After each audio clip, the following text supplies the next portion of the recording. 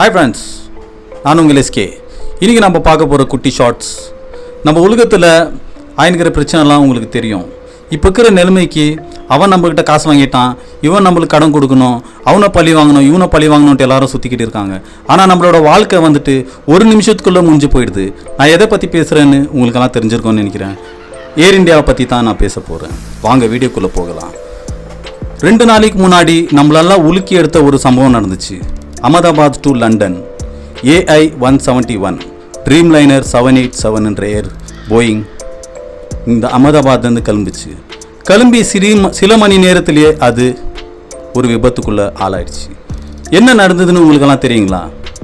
இந்த ஃப்ளைட் வந்துட்டு 2011 வந்துட்டு இது இன்ட்ரடியூஸ் ஆச்சு. ஸோ அப்போத்துலேருந்து இந்த பிளைன் வந்து சர்வீஸில் இருக்குது. ஸோ எந்த விதமான பிரச்சனையுமே இல்லாமல், எந்த விதமான பேக்கிங் ஸ்டோரியும் இல்லாமல் நல்லா தான் போயிட்டு இருந்துச்சு. சடனாக டேக் ஆஃப் ஆகி ஒரு நிமிஷத்துக்குள்ளேயே இவ்வளோ பெரிய விபத்து எப்படி நடந்துச்சு? ஆஃப் ஆகி ஒரு நிமிஷத்துக்குள்ளேயே இவ்வளோ பெரிய விபத்து ஆகி முடிஞ்சிடுச்சு. இந்த பைலட் வந்துட்டு 22 இயர்ஸ் சர்வீஸில் இருக்கிறாரு. அதே போல் அவரோட கோ பைலட்டும் வந்துட்டு 10 வருஷமாக சர்வீஸில் இருக்காரு. ஸோ இவங்க சைடில் எந்த எரரும் வந்திருக்காதுன்னு நான் நினைக்கிறேன் பர்சனலாக. ஸோ மற்ற ரிப்போர்ட்ஸ் எல்லாம் வந்துட்டு இன்வெஸ்டிகேஷன் முடிஞ்ச பிறகு தான் அவங்களுக்கெல்லாம் தெரிய வரும்னு நினைக்கிறேன். ஸோ என்ன நடந்ததுன்னா, இந்த பிளெயின் வந்துட்டு அகமதாபாத்லேருந்து லண்டனுக்கு போயிட்டு இருந்துச்சு. ஸோ டேக் ஆஃப் ஆகி ஒரு 600 மீட்டர் தான் இது மேலே போயிருக்கோம். ஸோ இது இப்படியே மேலே இப்படி பறந்துகிட்டே இருந்துட்டு சடனாக அப்படியே கீழே போய்கிட்டே இருந்துச்சு. ஸோ அந்த பைலட்டுக்கு ஏதோ தப்பாக நடக்குதுன்னு அவருக்கு தோணுச்சு. ஸோ அவர் என்ன பண்ணார், ஏடிசிக்கு கால் பண்ணி மேடேன்னு 3 தடவை அவர் டிக்ளேர் பண்ணுறாரு. ஸோ மேடேனா என்னன்னு உங்களுக்கெல்லாம் தெரியுமா தெரியாதான்னு எனக்கு தெரியல. மேடேன்றது வந்துட்டு ஒரு ஃப்ரெஞ்ச் வேர்டு. மேடர்னா ஹெல்ப் மீன்னு அர்த்தம். ஸோ இதை வந்து ஏவியேஷனில் இவங்க பயன்படுத்துகிற ஒரு வார்த்தை. இது வந்து 1920s ஆரம்பிச்சிடுச்சு. ஸோ ஏதாவது லைஃப் த்ரெட்டனிங் எமர்ஜென்சி வந்தால் மட்டும் தான் இவங்க மேடேன்னு அறிவிக்குவாங்க. ஸோ அந்த பைலட்டு மேடேன்னு அறிவித்தார். ஸோ இந்த ஏடிசி வந்து ரியாக்ட் பண்ணக்கூட அந்த இடத்துல அவங்களுக்கு டைம் இல்லை. ஏன்னா வந்துட்டு டைம் ரொம்ப கம்மியாக தான் இருந்துச்சு அவங்களுக்கு. அந்த கம்யூனிகேஷனும் கட் ஆகிடுச்சு. ஸோ இந்த பைலட் என்ன பண்ணுறதுன்னு தெரியல. ஸோ அதனால் அவர் ரொம்ப எமர்ஜென்சின்றதுனால அவர் அறிவிச்சிட்டாரு. ஆனால் பாருங்கள், என்ன தான் நடந்தாலும் ஒரு மிராக்கல் அந்த பிளெயினில் நடந்துச்சு. ஒரு பேசஞ்சர் இருந்தார், 11A சீட்டில் உட்காந்துட்டு இருந்தார். அவரோட பேர் தான் ரமேஷ். அவர் என்ன பண்ணுறாரு, சடனாக அந்த எக்ஸிட் பட்டனை ப்ரெஸ் பண்ணிவிட்டு அவர் ஜம்ப் பண்ணிடுறாரு. அவருக்கு இதெல்லாம் டிசைட் பண்ணுறதுக்கு இருந்த டைம் வந்துட்டு வெறும் 30 செகண்ட்ஸ் தான். ஏன்னா இந்த பிளெயின் டேக் ஆஃப் ஆகி உள்ளுறதுக்குள்ளேயோ ஒரு நிமிஷம் தான் இருக்கும். ஆனால் அவர் 30 செகண்ட்ஸில் அவர் மைண்டில் என்ன ஓடிச்சுன்னு தெரில. அவர் ஒரு டிசிஷன் எடுத்தார். அந்த எமர்ஜென்சி பட்டனை ப்ரெஸ் பண்ணி அவர் உயிரை கூட மேம்படுத்தாமல் அவர் எகிரி குதிச்சிட்டாரு. ஸோ அவர் மாத்திரம் தான் சோல் சர்வைவராக தப்பிச்சிருக்காரு.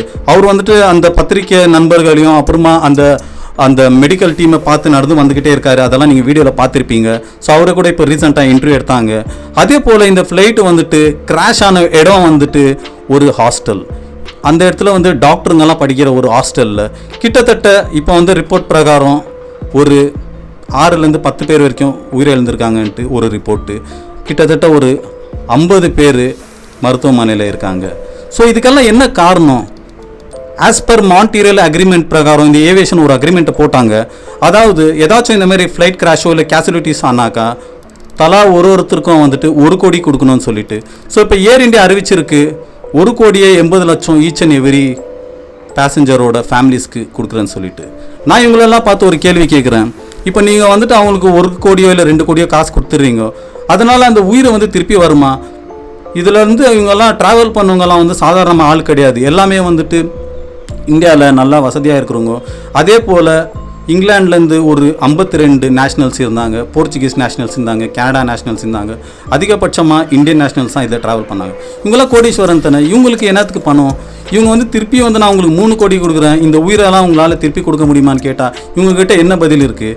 இவங்க வந்துட்டு கிட்டத்தட்ட 240 பேசஞ்சர்ஸ் வந்துட்டு உயிரை இழந்தாங்க, including cabin crew and pilots எல்லாம் சேர்த்து. ஸோ இவங்க வந்துட்டு இதுக்கு என்ன பதில் வச்சுருக்காங்க? அதுக்கு பதிலாக இவங்க வந்துட்டு அந்த பணத்தெல்லாம் போட்டு அந்த ஃப்ளைட்டில் இருக்க சின்ன சின்ன இதெல்லாம் வந்துட்டு சேஞ்ச் பண்ணியிருக்கலாம், அந்த ஃப்ளைட்டை வந்து ரெடி பண்ணியிருக்கலாம் அதே காசை வச்சு. நம்ம கவர்மெண்ட் ஏன் இதை பண்ணல, இல்லை ஏர் இந்தியா ஏன் இதை செய்யலைன்றதை எல்லாரும் கேள்வி கேட்கணும். இதை வந்து ஒரு இஷ்யூ ஆக்கணும். ஏன்னா வந்துட்டு நம்ம நாட்டில் வந்து நம்ம கவர்மெண்ட்டுக்கிட்டையும் சரி, நம்ம நாட்டில் வந்து ஒரு பழக்கம் இருக்குது. ஏதாச்சும் ஒரு விபத்து நடந்தால் தான் அதை சரிப்படுத்துகிறாங்க. ஒரு போர்வேல குழியை தோண்டிட்டு அதில் ஒரு குழந்தை விழுந்தா தான் அதுக்கப்புறம் அந்த போர்வேலே மூடுவாங்க. இல்லை ரோட்டில் ஒரு குழி இருக்குன்னா ஒரு ஆக்சிடென்ட் நடந்தால் தான் அதுக்கப்புறம் ஆக்ஷன் எடுத்து அந்த ஓட்டியை மூடுவாங்க. ஸோ இதெல்லாம் வந்து மாறணும். இதெல்லாம் மாறினா தான் வந்துட்டு நம்ம நாட்டுக்கெல்லாம் ஒரு சொல்யூஷன் கிடைக்கும். அவன் பணக்காரனோ ஏலியோ அதுவும் ஒரு உயிர் தான். ஏன்னா அதை ட்ராவல் பண்ணவங்க டாக்டர்ஸ் எல்லாருமே இருக்கிறாங்க மருத்துவமனையில். அவங்க போட்ட ஒரு போஸ்டர்னா நம்ம மனசை வந்து ரொம்ப உழுக்கும். ஏன்னா வந்துட்டு அவர் பசங்களோட போயிட்டு இங்கிலாண்டில் வந்து அவங்க திரும்ப ரீசெட்டில் ஆகிறதுக்கு போயிட்டு அவங்க அந்த ஃபோட்டோலாம் எடுத்து செல்ஃபிஸ் எல்லாம் எடுத்து போஸ்ட் பண்ணி நம்ம எல்லாம் பார்த்துருக்கோம். ஸோ ஆனால் அதெல்லாம் ஒரு நிமிஷத்துக்குள்ளே எல்லாமே ஆகி முடிஞ்சிருச்சு. அவங்கள உயிரே அவங்க எழுந்துட்டாங்க. இதெல்லாம் மேஜிக்ஸ் வந்து எப்படி நடக்குதுன்னு பாருங்கள். ஒரு சோல் சர்வைவர் ஒரு 30 செகண்டில் அவர் யோசிச்சு ஜம்ப் பண்ணனால அவர் உயிரை தப்பிச்சிச்சு. அதே போல் ஒரு பேசஞ்சர் வந்துட்டு 10 நிமிஷம் டிராஃபிக்கில் மாட்டிக்கிறதுனால அவங்களும் அந்த ஃப்ளைட்டை மிஸ் பண்ணதுனால அவங்க உயிர் தப்பிச்சிடுச்சு. எவ்வளோ மிராக்குலஸாக அவங்க தப்பிச்சாங்க. அவங்களும் இப்போ வந்து இன்டர்வியூ கொடுத்துருக்காங்க. ஸோ நீங்களாம் இதை பற்றி என்ன நினைக்கிறீங்கன்றதை கமெண்ட்டில் சொல்லுங்கள். மறக்காமல் வந்துட்டு இந்த வீடியோவை நீங்கள் ஷேர் பண்ணுங்கள். உங்கள் முடிஞ்ச அளவுக்கு உங்கள் ஃப்ரெண்ட்ஸுங்களுக்கெல்லாம் ஷேர் பண்ணி எல்லாருக்கும் தெரியப்படுத்துங்க. இன்னொரு வீடியோவில் நம்மளாம் மீட் பண்ணலாம். It's bye from SK.